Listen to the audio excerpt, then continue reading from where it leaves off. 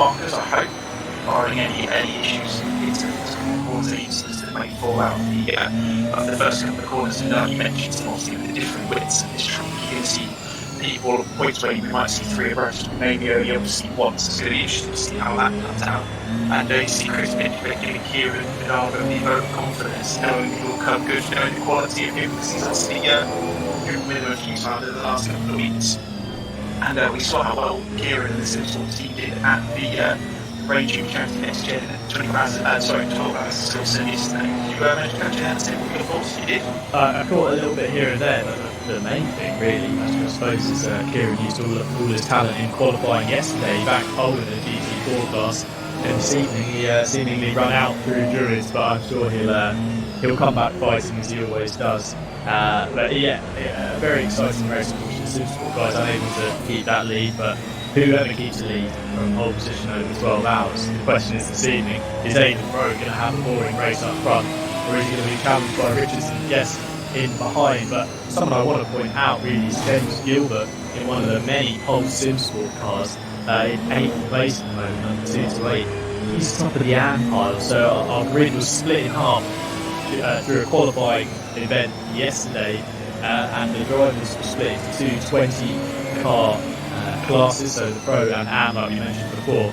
But Gilbert already up inside the top 10, so you can see how this grid can get really shuffled. Yes, he could be scoring some healthy points, but in the AM Championship he's got 3 cars behind him for his closest competitor, so in Daniel Andrews on the 29. So yeah, already seeing some interesting stories playing out, and we're only halfway around the warm-up. Yeah, absolutely. And that just going back to that qualification run you talked about, Tim. Interesting to note that James was actually the 4th fastest of the AM guys, and he was only 1.6 seconds off of the inevitable leader of that qualification series, who was the pole sitter Aidan Rowe, leading his round through at the moment. So it's really good to see. It's unfortunate to see Martin Pilkington's dropped into the pits. Unfortunately, I'm not sure what's happened down there. Hopefully we'll get a bit more detail on that as and when we get it. But Aidan Rowe is going to be leading into the final corner, into Lodge, back up near Leap, as you mentioned. It's going to be interesting to see how he gets on into his first corner, because obviously Old Hall Corner is not the slowest of first corners to have on any racing track. There's not necessarily much of a chance of overtaking. I think it's a case of get through there where you can, and we'll see if that plays out. But they're coming over the rise now onto the start finish straight, which will go green any moment now. We've got cameras up and down the field, as you can see, go green in the British Ginetta Sprint here in Central Racing. Richard's down the outside. He looks like Aidan Rowe's going to cover it off. He does just about, but Matt is looking to get around the outside. He's just about not managed to keep that run. He's cars go kicking up dust, but it looks like everyone's managed to make it through the first couple of corners relatively unscathed. It looks fairly clean at the moment, but I'm sure there's plenty of disputes to settle down the order. Actually, it looks like one of the pole Simsport cars going off on the exit of Cascades pretty sharply. But a nice start from Aidan Rowe. He knew maybe to let Richards go to the outside, let him challenge around the first corner at Old Hall, and he maybe had a game plan, and he knew that he'd be able to cover that one off. But fantastic start. Nice to see the majority of cars going round cleanly. Yeah, absolutely. Yeah, you see, it's one of those, I think, online, which of course the pole sitter is going to get courtesy of getting onto the top step and qualify, and give him that chance just to shut the door on the outside. And now he's going to work on extending that gap. It's 0.2 seconds at the moment as they go down the hill towards his lots for the first time and into the Nickelbrook corner. And yeah, interesting to see. It looks like we've kept fairly clean so far. I didn't quite catch anyone drifting off towards the back end of the grid, and it looks like we're starting to see a little bit of a gap form as Matt Richards tries to claw down. Currently, you're in the runs, you've still got 3.5 minutes left, so anything can change. Aidan Rowe.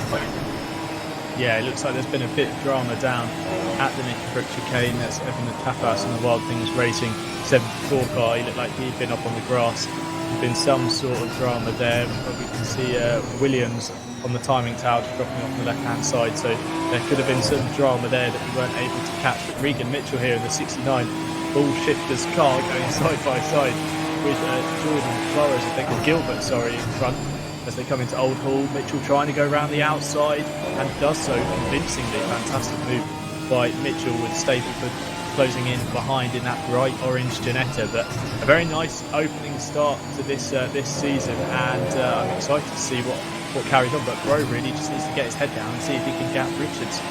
Yeah, absolutely. He's done a decent job so far. He's nearly half a second ahead, so he's got that gap. He's at least going to be looking away from having any sort of sense down the inside, which I'm sure he'll be pleased to get rid of. Interesting though, Kieran Madano already up to 16th place as it stands. He's still doing a really good job to get through the grid at the moment. Again, could that just been a case of trying to avoid any contacts the most? Miles Dixon close behind Robbie Staples, but of course you mentioned him, our youngest driver in the profile racing, number 24 car, going through Britain's rather. And up the hill again, one of the chances for an overtaking spot as they go down in towards his lot, you get close enough, and it's one of those main areas that, interestingly enough, despite the nature of the chicane, it's still an area of the track that you can run too wide as you go up to uphill as well. So it's going to be interesting to see how long these runs will take. Because yeah, Kieran Dark, we've seen on the Sim Sport Solutions car now, he outlanded 74 up to 16th place and challenged Callum Cook for a position up into 14th as well. If he's going into Druids at the moment, looks like he's going to have to run down to the inside. Wonderful move. He got that one was done before the aprons. He looks like he's just going to hang Callum out to dry, and Matt Webb's not going to have too invitations, so it looks like he makes the move through. And Callum loses 2 positions in the space of 1 corner. Darko really is the man on the mission, isn't he? He's going to be disappointed with that result in qualifying. Interested to see how far up the order he can get. But actually, I just saw someone start tumbling down the timing screen on the left-hand side. Not quite sure who that was. Didn't quite catch the glimpse, but Bro here, I mean, he's not able to drop Richards. He's almost taking Richards with him, as they now have a 1 second gap over Glenn Guest behind, and then it's Burrows and Mitchell who round out the top 5. So maybe they kind of work together. Richards knows how quick Bro's been. They're just going to work together. No silly looks, no silly moves up the inside or anything. Any kind of tomfoolery in this early stage of the race, and just gap the field and maybe settle the dispute in the final 5 minutes. But a nice start to the race. I love this shot here. You can see the cars really fighting against the adverse camber of Britain's into there. It's so tricky, and the car just bouncing over the curbs. Let's see, we have Cameron Fife in the 13 to run down to the Shallows corner. He's down in 25th at the moment, but just running outside the top 5-6 in the AM class, having a nice battle with Bowler behind and Petterson in front. Nice to see Cameron enjoying his time in the Ginetta so far. But yeah, over the curves into these chicanes, David, like you were saying, it is an opportunity down into here, into Knickerbrook and his lobs, but you've really got to have someone who's willing to play fair, otherwise you both end up in the grass. Yeah, you mentioned it. I think you mentioned it a little bit earlier in the podcast, Tim. It's a case of compliance as much as racecraft, if anything. And yeah, like you pointed out, he hit the nail on the head. I think we're seeing that from Matt Richards, Abra, Glover, because they are starting to gap Guest behind them. It's about a 1.5 second gap at the moment. And you mentioned, yeah, no seconds, just really working. You're going to have some sort of conviction. You can't just half-heartedly have a bit of a look up the inside. A lot of these corners, you're going to have to look at it and almost size up the move a couple of corners in advance. If you know that your competitor, if your opponents are going to be a little bit sloppy, maybe coming out cascades like Alf just done there. Maybe you get a run on them, maybe you can size them up into shallow corner, but it's not one of those places you can half-heartedly make a move for the stewards. Be well aware of that. I'm sure we'll see a couple of inquiries beyond this evening, so whatever we see results at the end of this in the next 39.5 minutes, I would stress the importance that I'm sure these will only be provisional. Yeah, definitely, and that's what we like to have, fair racing. A lot of guys will hold their hands up if the mistake is theirs, but a competitive bunch here this evening. Vidago now, we've spoken about him a lot, but in 16th, he's kind of getting stuck now amongst faster drivers or drivers around his pace, or he's just struggling to find a way through. So with under 40 minutes to go now, he's almost reached kind of the midpoint of the grid, so he's really going to have to kick on. He wants to find himself inside the top 10. Richards, though, looking like he's still holding on to the back of Rose. We see Denise Pope, I think it's Salivic in front, or Nija in the 327, exchanging positions. So there's a bit of swapsies going on for 20th position and around there. But we're seeing the grid start to kind of split up into these battle packs, David, and that's what creates some exciting racing. You get these groups of guys going hammer and tongs at each other.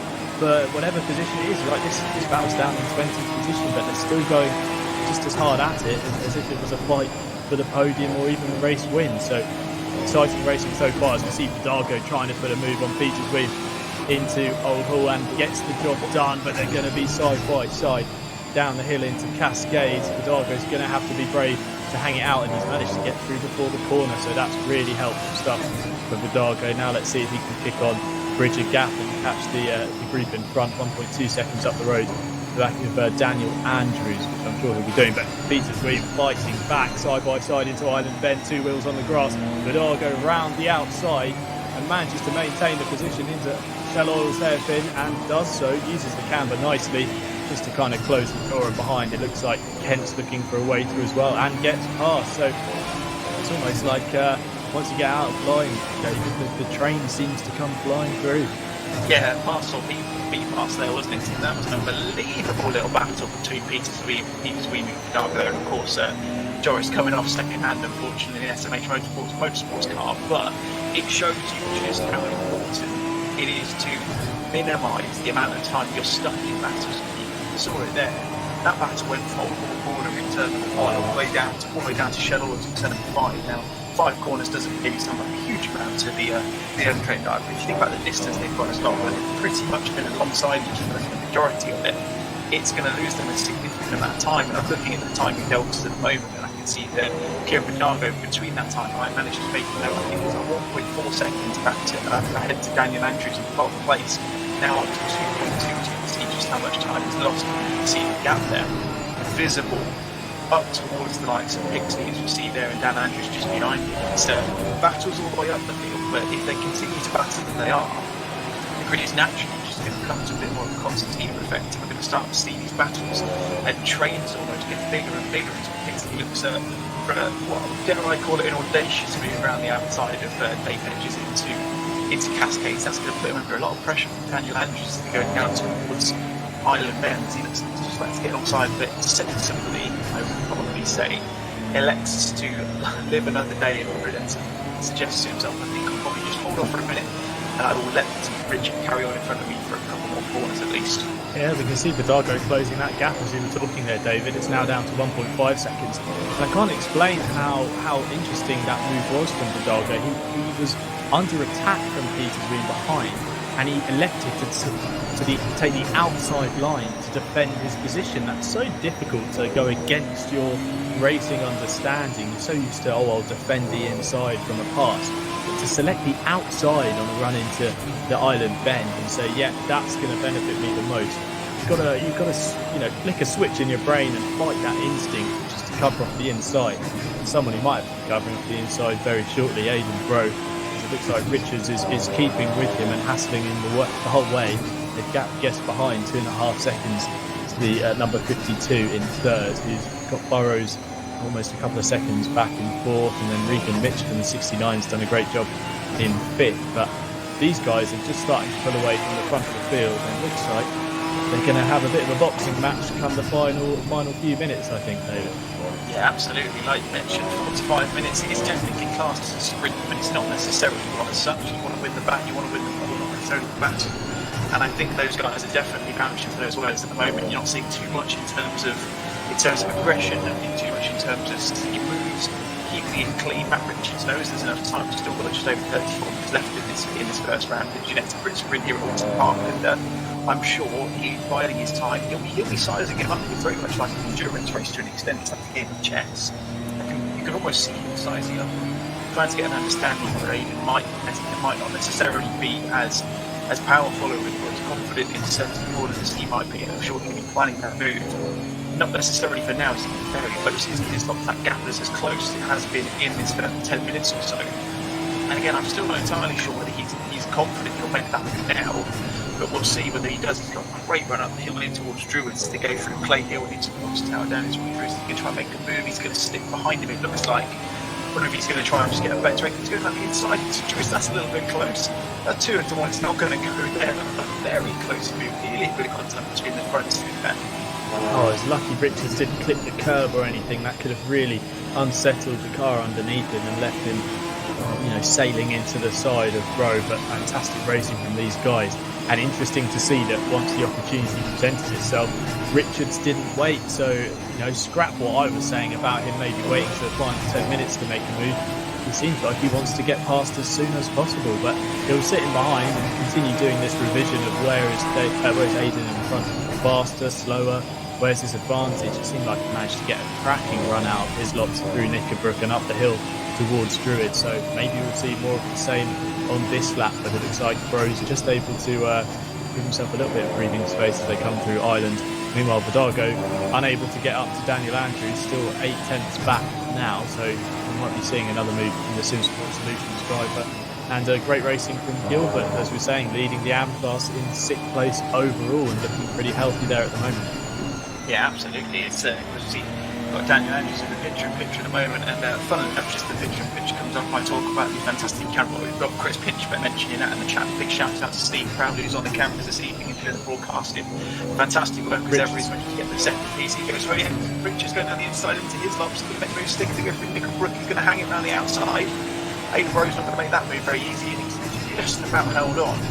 As they go up the hill, he's going to have the inside bunch of Druids, but it looks like he's managed to hold on to the position for now at least. But Richards is putting Aiden Rowe under an immense amount of pressure at the moment, and it seems like only a matter of time before we see this lead change hands to him. Yeah, I think Rowe's going to be fighting this one quite hard. We saw there he really closed the door on Richards on the exit of Knickerbrook and slammed it in his face and said there's no chance of coming through here. So Rowe doesn't want to let him through. Richards really wants to get past. We see, I think that's Hixley off in the grass there, and Vidago running wide as well. Yeah, so they're all kind of getting caught up through each other's minor mistakes here. Vidago now on the outside of Kent, who's going to go back up the inside as they come through Deer Leaf and up towards the finish line with nearly half an hour to go, David. I'm not sure how we're going to survive the rest of this. No, I'm not. I'm certainly going to need a hot towel and a nice spot to sleep tonight after this one in the first 15 minutes to go by. We've obviously had an intense now had 15 minutes of non-stop action from first all the way down to 30. It's incredible the amount of racecraft we're seeing from these guys now. Racecraft is the absolute way to put it. You're seeing moves going all over the shop, and I think you hit the nail on the head when you mentioned tennis referenced him. It is very much a case of just trying to exude those unforced errors from people. You see Darno looking to make a move down the inside to Shelby. Big send on to Daniel Andrews there. A little bit of contact, bringing the British GT point very much into a little bit of jaw rubbing for the two of them there, but he's managed to make a stick. I think that was fair game. I think there was a lot of room for Vidago, and he came back nicely. It wasn't straight into the side. He wasn't using that car, I think it was Andrews potentially, to turn. He just kind of skimmed off the inside of a little bit of paint traded, and on their way they go. But Kent had been quite optimistic here. He saw Vidago making moves and actually capitalised on the mistake, because Vidago makes another one, getting all kinds of unsettled over the curb there on the exit of Knickerbrook, and Kent was behind Vidago and actually snuck back through. So he's going to have to make another move, of course, to get inside the top 10. But these guys fighting now for 11th place. It's Dave Hedges up the road. Got a 2-second gap to him. As we see in the picture, Steve Pratt is going to have to put together a picture, etc. for the next race. I'm sure of it. Plenty of action filling our screens this evening, but we can see that Richards just dropping off the back of Grove so slightly. It's strange to say it, David, but a 5/10 gap looks like, or 6/10 now, looks like the biggest gap we've had all race for the league. I know, it's incredible, isn't it? And it's keeping us very busy, and I for one, I'm struggling to keep up with this happening. It's been some fantastic races so far, and I'm hoping that we're going to get another 29 minutes off there, as we now ride alongside Aaron Martin Pilkington, 626 14 Ford Zilla car. Good to see that he's managed to get back out on track. Of course, we saw him in the pits whilst they were going out for formation laps. He must have dropped right to the back. Really unfortunately, he managed to get back up. He's doing a grand job with it so far. Yeah, I would put money. Sorry, David. I'd put money on him maybe for getting to put fuel in the car. We saw him box after a lap or two. I wonder whether he actually didn't change over to race fuel and was running on fumes by the time he came round to take the green flag. So I wouldn't be surprised if just that costly little error from Martin Pilkington, but he's managing to make up for it, like you say, in 16. Yeah, absolutely. Interesting point from Mark Knightley in the chat on the stream. He's saying that you would have thought Kieran would have had enough after 12 hours yesterday, but no. I mean, I've seen Kieran doing a hell of a lot of stuff recently, and he obviously came off the RCI 24 hours at Carl Army last weekend. He did a race with Sims School in the Zandvoort literally an hour after that, finished. Did the 12 hours in Silverstone yesterday. And the Ginetta is about to get a little bit of a shake catching that grass. You mentioned it, these curves are ruthless. He drops a couple of wheels onto it, and you see even Bro now going forward, and Matt Richards following suit. It's going to be a case of drive through soon, surely. I think he's running these track limits as much as they are.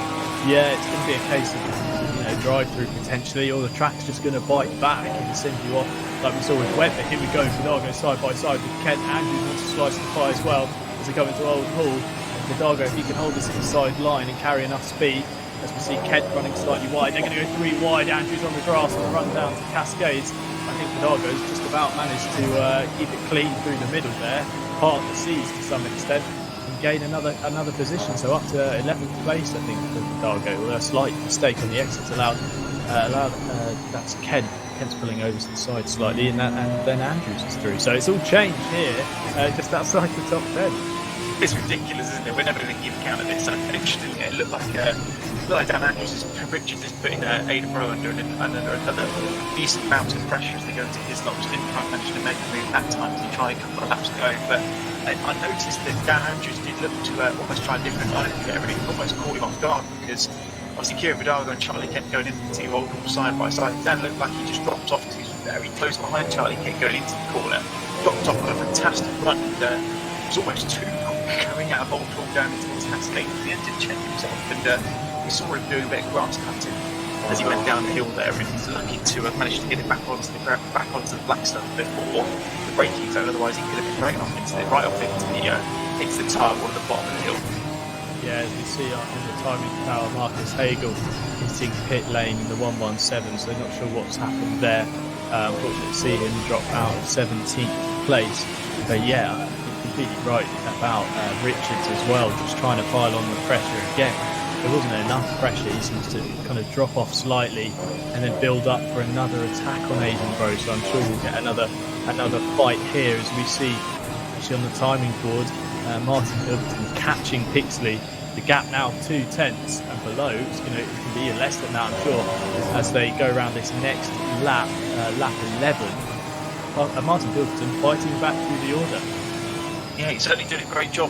And Chris Binderberg, he's saying everything we are at the moment. I wonder if he wants to get a job in the commentary box as well, Tim. He's saying exactly the same thing we are. Aaron looks like he's a good recovery driver, and he looks like he gets a chance now. He's going to be well in position to get a 15th place at the moment. He managed to get past Rich Pixley, who after that moment where we saw a couple of guys going onto the grass, coming into and out of Druids a couple of laps ago, Rich just seems to be maybe not necessarily back in control or back under his back into the composed driving style we normally see from him. It looks like he's under a bit of pressure now from Aaron as he's trying to make the move to him. He's just got a little bit of a gap to close yet. It's a great run. It looks like out of Richards. He's going to be nearly alongside as the penalty hit on. He looks like he's going to try and get moved up before the braking zone. Just about managed to break. It's going to be 2 by 2 for Richard Pixley.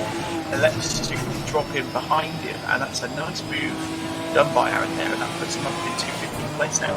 Yeah, but just up the road you can see the white and black car. That's Vidago. So Vidago's had another incident in the battle with Andrews and Kent and Peter's Ween for just outside the top 10. So yeah, he's lost out there. So he's going to gather himself up and push on again. But also, I'd like to say, quite nice running from Steve Pasquan in the 444 Fun Q car.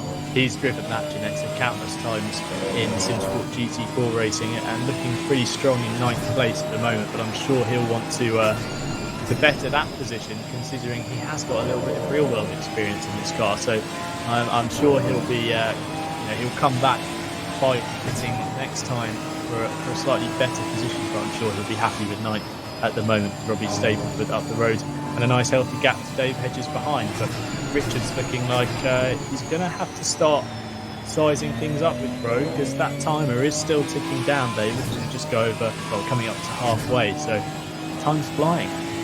Yeah, absolutely. I mean, you were talking about it before the start of the race, didn't you? Whether it was going to be one of those time flies or not. You see Pilkington down the inside of Vidago, who seems to be doing 2 steps forward, 1 step back at the moment, although it's probably the opposite. He's doing 1 step forward, 2 steps back. He's now down into 15th place.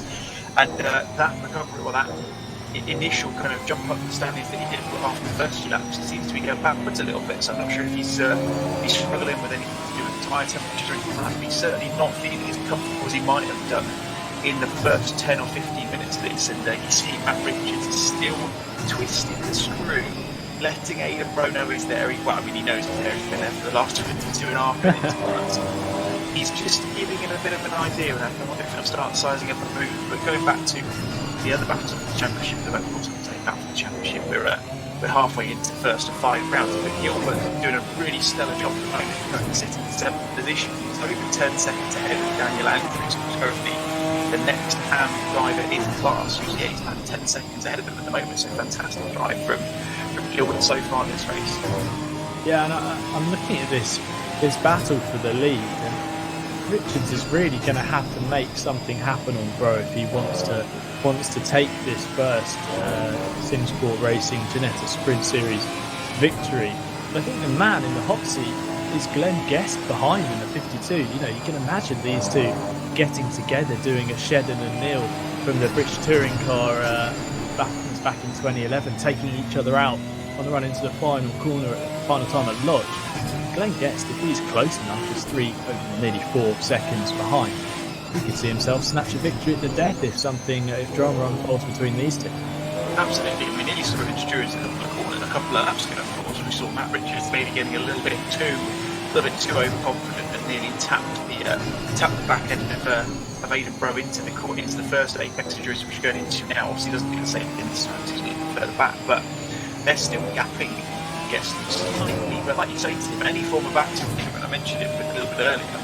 If we go back to it, you get a battle going. Last a couple of corners here at Oulton Park, it does give the guys behind them a chance to broach that gap. But these guys, they're separated by less than a piece of paper, worse than they have been in the entire last 24 minutes. And Chris Pitchback, I mentioned it, he's done it again. Bro's done an amazing job to keep Richards at bay. I think we should bring him in. Steve Proudby and Aria giving Mr. Pinchback some comments about not putting enough fuel in the car to finish the race at Parker. So I look forward to Pinchy's reply in the YouTube chat on that one. He's spot on, like you say, Dave. Bro hasn't behind. As we see in picture here, we can see Pilkington closing on the back of Kent in front. So really, we've got this little fight between these two guys who are fighting up the order. Kent, who had his lap time removed in qualifying, is disqualified, and then Pilkington, who had to hit early on and drop right down the order. So these guys are trying to do the same job, really, which is fight back up the order, and they're exchanging blows now as they go side by side into Island Bend. Martin Pilkington on the inside. Kent closes the door slightly and realises there's a car in his inside. On the run into the Shell Oils corner, and Pilkington trying to use the camber around the outside. It's almost like an oval corner through there, and he has done so. Got a nice run out there into Britain's. He's going to have the inside. Hopefully he can just close the door on Kent and get the move done, and has done so. So fantastic working there from Martin Pilkington. The racecraft we mentioned, David, as we see Vidago in the pits, dropping down the timing screen. I wonder what's happened there. Hopefully we'll find out, but that looks like that's race over for Vidago.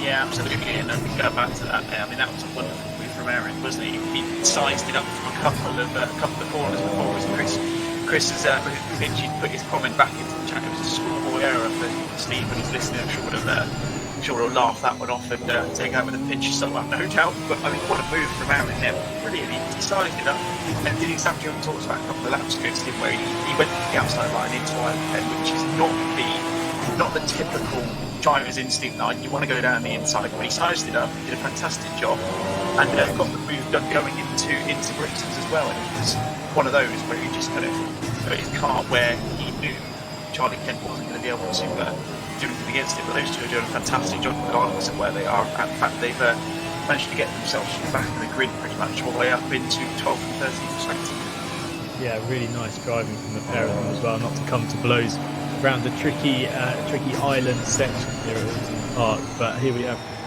Reid Mitchell and Miles Dixon going at it as they come through now into Britain's chicane. These two having a very strong race so far, up up in 5th and 6th at the moment, and they've managed to both get, I think Dixon's managed to get past Gilbert and is now kicking on to the back of Mitchell as they go side by side down into his lot.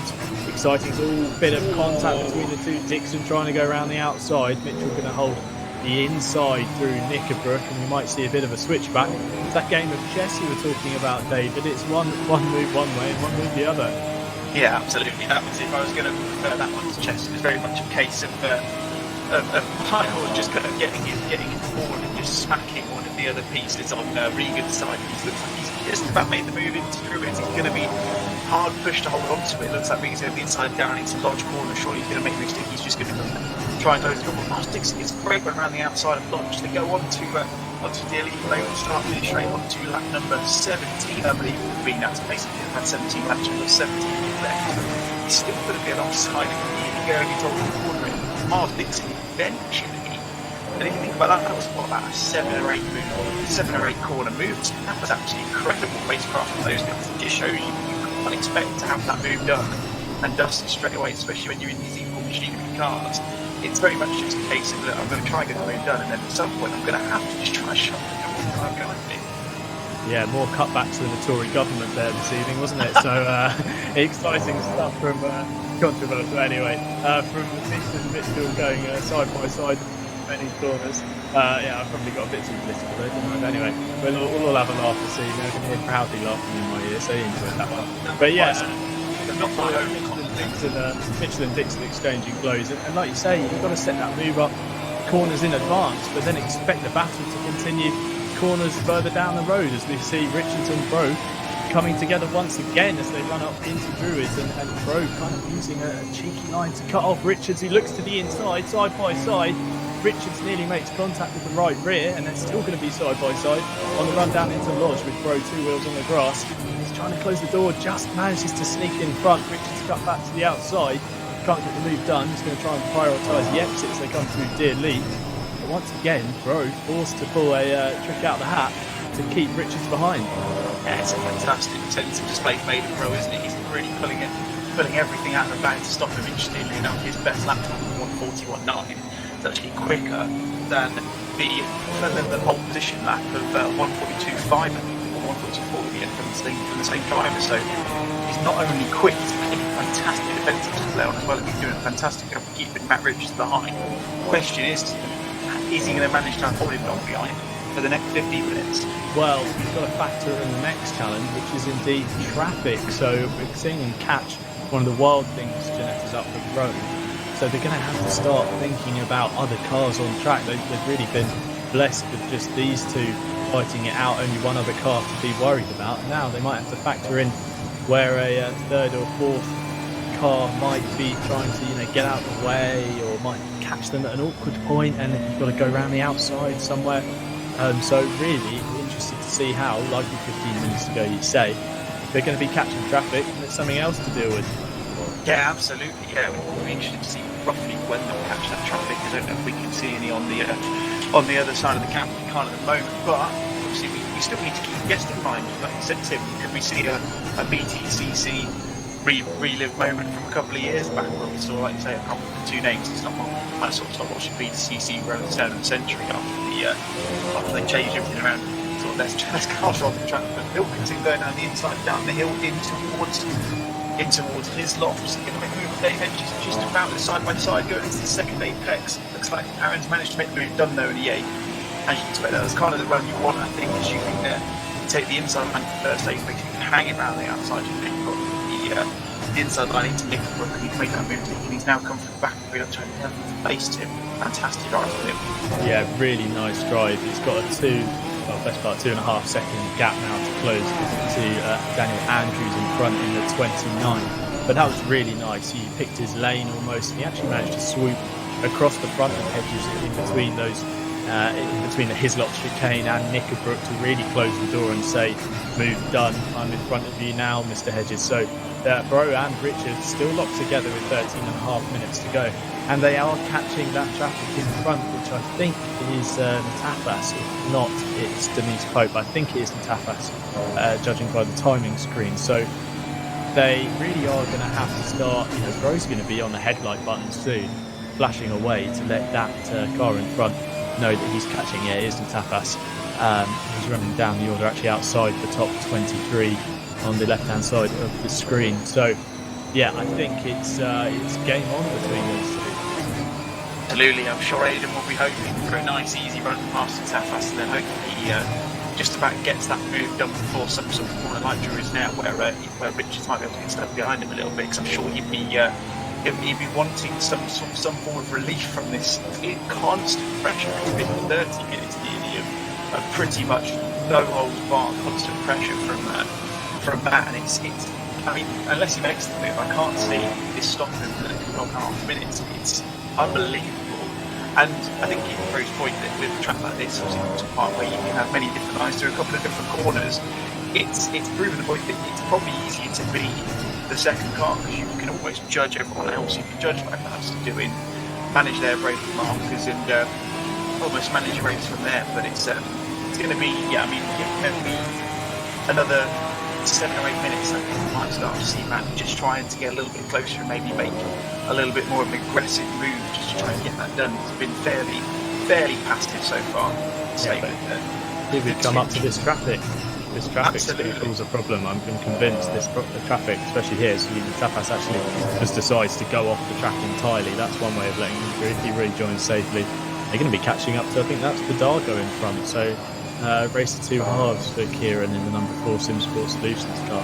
But like you say, David, it's going to have to be something spectacular, I think, from Richards. We know Bro's not going to roll over and let it happen, because otherwise he would have let the Ginetta of the number 44 of Richards go through earlier on in the race and fight back. So he really wants to keep him behind. And I saw the times as they crossed the line. One of Bro's fastest laps was a 41.9, but his last lap was a 40p. So it really shows how the pace has dropped off in the half an hour of racing so far. So I wonder if Richards feels like he's got some more speed in the car at the moment, and he's going to be looking for a way through shortly. Yeah, I mean, he certainly looks more confident, doesn't he, Tim? I think it's just a case of he can't actually make that move done. It'd be very interesting to see if he does get the move done, whether he does start to, once he disappear off into the distance, but just start to bridge that gap slightly as he has to stay very close. And Andrews is under a bit of pressure now from Martin Pilkington. He's looking to get himself into, well, he's actually in the top 10 rather, he's looking to get himself further into the top 10. Further cementing the fact that he's a fantastic recovery driver, because he's using the pits at one point on the formation lap, still behind him through Druids, but he's been running a little bit wide out of Druids, and he's going to be on the outside going into the lodge. It's going to be an interesting move. He does manage to get it done as something right, so just can't go ahead of him to the lead at the moment. But Dan Andrews doesn't too tight with the apex there, but just about manages to cut back across and keep that move, keep that position onto lap number 21. Yeah, I wonder where we would have seen Martin Pilkington end up in the Team Fordzilla 626 car, because he did have to pit, and I'm pretty sure he took fuel, and I would have lost easily 30 seconds or so in pit lane. So I wonder where we would have seen him end up. He's fought fantastically back into the top 10 and is now locked in a fight for 9th. As we see Stint Paspon head to pit lanes. The driver I was giving to earlier seems to have come across somewhere around the lap with just under 10 minutes to go. So yeah, I really think we could have seen Martin Pilkington, maybe not challenging Bro and Richards. They look like the two a class above the rest, but I wonder if we would have seen him in that top 5 battle with Burrows, Dixon, Mitchell, Gilbert, around that kind of area. I feel confident that he would have had the pace to fight with those guys pretty well.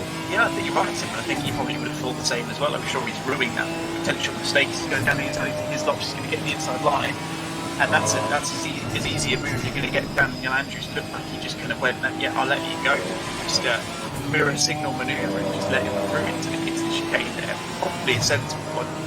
Like I say, you need to have someone you're comfortable racing with if you're going into that little chicane. You're going to go side by side, and potentially Daniel's just gone, look, I'll live the fight of the day, and I'll take a 10th position. And of course, at the moment he's running second in the AM series as well, and he's quite confidently in that position. So I'm sure he'll be thinking of his own respective championship as much as anything else. Definitely, you say, okay, it's not a battle worth fighting. Yeah, it might bag me some more points, but reality is I'm in a nice healthy spot at the moment, with Gilbert nearly 17-18 seconds up the road now inside 7th place. So not a battle worth fighting for Daniel Andrews, as we see Rose able to just get a little bit of a gap on Richards in the first half of this lap, now up over half a second. And it's amazing to think that we remark at a gap being over half a second, David. That's just how close these guys have been all race.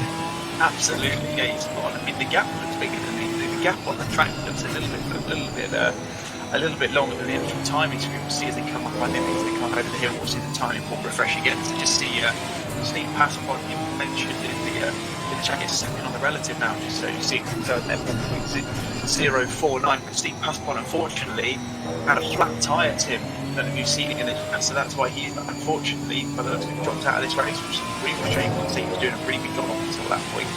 Yeah, and we're saying the curbs can be very unfriendly to this Ginetta, so they seem like they rather had an impact on Mr. Paspon's tyres this evening, and decided that the only form of punishment best served for the crime is a flat tyre. But yeah, Rose really managed to pull something out of the bag. 42.6 has given him 1.5 seconds, which is the biggest that gap's been all race, and with 7 minutes to go, it's match point Rose. I mean, I call showmanship from Aiden, to be honest. I mean, he's kept that gap so close for the past 35 minutes nearly.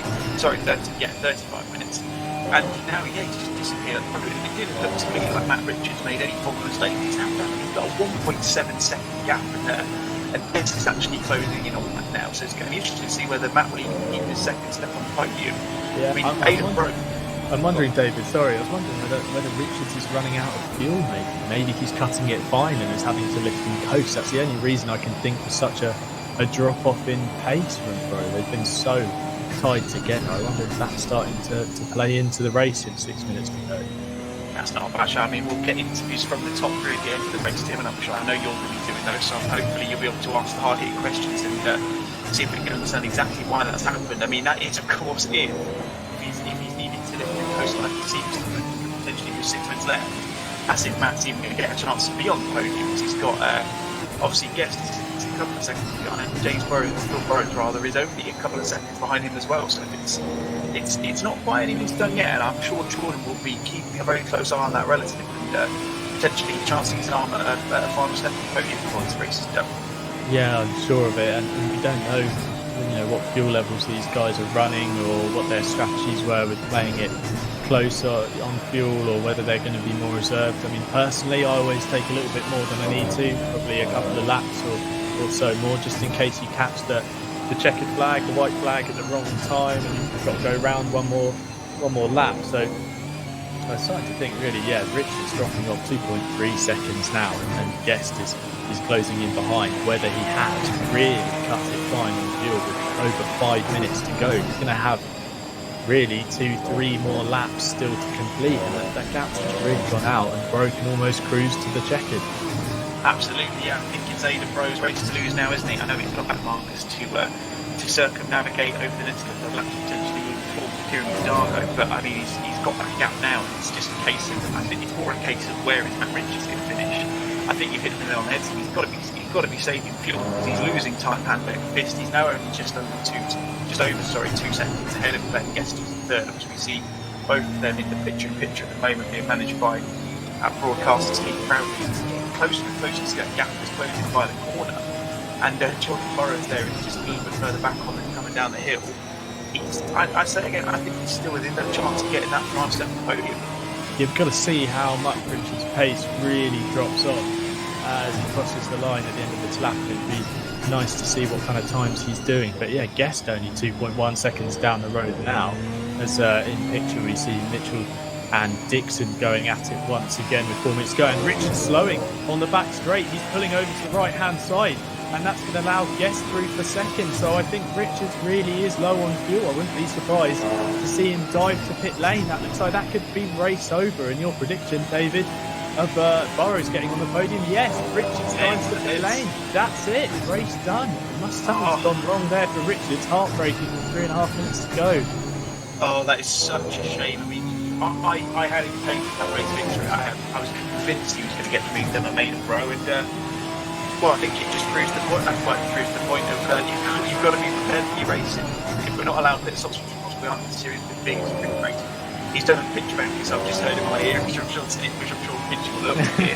And he's got that, and he's given everyone a chance of getting another couple of points in his championship. Regan Mitchell now come from Cascades under a very close on the back of Miles Dixon. Not necessarily going to make a move into Ireland, but he's likely to start to calculate a move over the next couple of minutes. 3 minutes left as it stands, so I think we're probably looking at probably 2, maximum, maybe 3 laps left in this race for people to make their last moves and try and get themselves an extra couple of points. Yeah, it looks like Mitchell's going to try and wind something up on Dixon in front. These two have been struggling to settle the dispute for positions for the entirety of this race, and actually such was the lead that Bro and Richards had on the rest of the field that Richards has come out of the pit lane in 10th place, so he's still going to bag some nice points. So it wasn't race over, but definitely not the race he would have wanted. So very disappointed for Richards. I'm sure we'll see him come back fighting one of the Zancho SimSport cars running in this series. So yeah, like you say, David, you've got to be prepared for that race to just maybe be a little bit more aggressive than you think. You've got to be prepared for all these eventualities that maybe you're going to be pushing harder than you had planned to, and Richards definitely was in that battle with Bro. He would have been hanging the car out, and every lap would have been the fastest lap he could have possibly done to keep on the back of the 93 Foot Powell Motorsports car. So yeah, disappointing to see the race end like that, but I'm sure we'll get more of the same next time out. Oh, absolutely, yeah. I mean, if we've seen anything than this evening, it's going to be a case of the next 4 rounds are going to be much more of the same, I'm sure. And with a completely brilliant mix of tracks, of course. We mentioned the track listing, we'll come back to that before the end of the evening.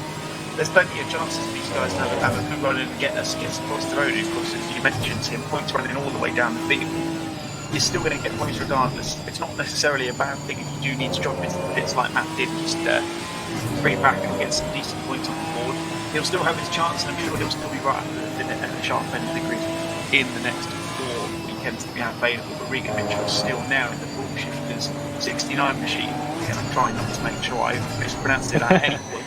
Still looking for 4th place, but he has dropped a little bit back off of Miles Dixon with just over a minute left. Yeah, and I suppose actually an interesting thing to look at here is Martin Pilkington in 8th. He pitted in the opening couple of tours, and Richards, who we've just seen hit pit lane, they're in 8th and 10th. So such has been their pace that they're able to still finish in the top 10 after having to stop in pit lane. So really exciting stuff from those guys. I'm sure they're going to have plenty to offer in the rest of the season, but with it's around half a minute to go, probably going to get one more lap.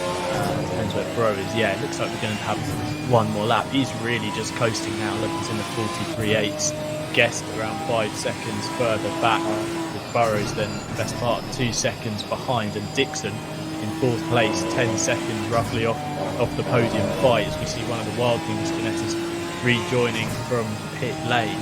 So yeah, Bro's just got to cruise round now, not make any mistakes, and not undo all the hard work of this evening's opening round. Yeah, absolutely. Interesting note. I've just seen a couple of messages in the chat from Cameron Pine. He's not sure whether Matt can really get away with taking fuel rather, but he has mentioned that no refueling is allowed. So obviously results this evening pending any investigation will be provisional to note, so take it with a pinch of salt, of course, and we'll keep you updated to championship standings in the next round in a couple of weeks' time at Brands Hatch. But we mentioned, we said Matt Richards was putting Daniel Jones in the pressure, and could all be for nothing, as it could mean that Daniel ends up in 9th place regardless if he doesn't get any form of penalty or failing that any disqualifications. The time has hit 0, so it is the final lap to mention. Matt Richards going around the outside in Cascades, getting a little bit sideways onto the back straight, but Daniel Andrews manages to make it, managing to keep his 9th place position intact at the moment. Coming on to the final couple of corners as Aidan Rope is under an immense amount of pressure throughout that race, but due to a bit of, dare I say, poor preparation from Matt Richards, in the end it's been quite a comfortable race with. Yeah, I'm sure we'll find out from Richards in between now and the next race what really happened, but Bro's risen to the occasion. He's been the man on the mission this evening. Fantastic defensive driving for easily half an hour of that one to keep Richards behind, and as we see Bro flashing the lights and moving from side to side, he's going to take victory in the opening round of the SimSport Racing Ginetta British Sprint Series, and Miles Dixon's going to come home a happy 4th place after keeping Regan Mitchell at bay. Yeah, absolutely. Guest to Jordan Burrows rounding out the podium, so fantastic work from those two. See, Jordan Burroughs, funnily enough, we go all the way back to an hour ago when we started qualifying. He was actually the first person to put a lap on the board. So it's interesting now he's come back. I think he's had a fantastic race. Big old gap back to Mark Dixon, but he's been back in the green, which, as you said, Tim, for quite a portion of that race. See, Aaron